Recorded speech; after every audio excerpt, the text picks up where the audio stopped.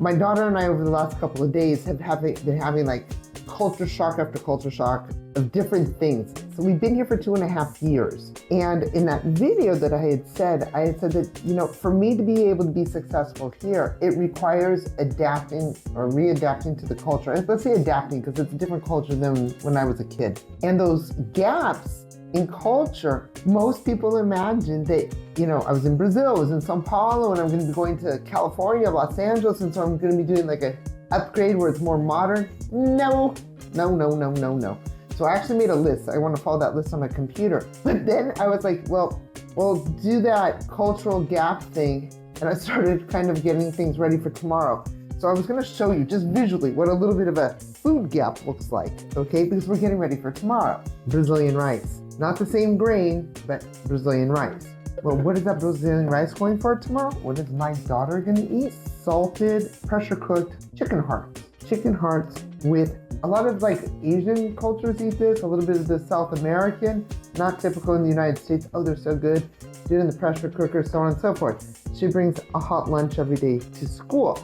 Well, how do we do the rice and what is all this flavored with? This is homemade, okay? We just put it in a different jar. But this is, well, let's start with the base. So we've got tons of onions, tons of garlic, and every herb in the world. If it's a green stemmy herb, it goes into this. And we blend it in with lots of olive oil and salt and seasoning.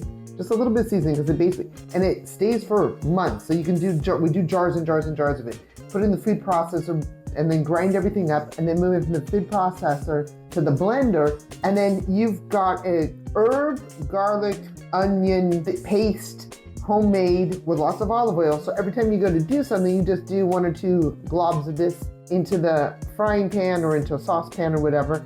And you have insto flavor that you don't need to go use all these like sodium processed stuff, okay? Well, salad, I don't even know how to say this in English. In Portuguese, it's a tremoço. It's like a bean. It's not a fava bean, but whatever. I don't know. It's a bean used in a lot of salads. And then this is like a cream cheese or a creamy cheese called requeijão. Eat it a lot with like on bread and toast, but it's like yummier. And I like it more than cream cheese. We're getting sidetracked here. My daughter made these. They're gonna be, I don't know if I'm gonna be able to get it up to the camera. Let's see if we can do it. These are called brigadeiros. They're sweet. Are you able to see that? And you hand roll them. She actually has like a colored one like this. Let's see if we can do that. And they're like chocolate, so it's kind of like a chocolate fudge, but it's softer than a fudge. And then they roll them up and roll them in the sprinkles, different colored sprinkles. And then we keep them in the fridge so they don't melt. Oh, so good, so good.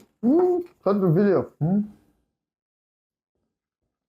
All right, this is controversial. A lot of people think that if you're gonna end up with cancer if you use sweetener. I'm still here, no cancer. Okay, this being said, I was like, well, that's our Brazilian side. Well, what have we got going on the American side? American side is just so much harder because everything that's in our fridge, except for like fresh vegetables and fruit and produce, take out the fresh. Anything else is basically not American. I mean, barbecue sauce, which we don't eat much of. So, I mean, this is what we got. This is what we got in our fridge. That's American. Processed, fatty, salad dressing. Pickles. What else is American? Everything else is like hot sauce, not American. Asian influence, not American. It's hard. But now, what do I have, which is an American habit that embarrasses, I mean, really embarrasses Brazilians when I walk around in Brazil with this? This is like, this is for water. So this follows me everywhere.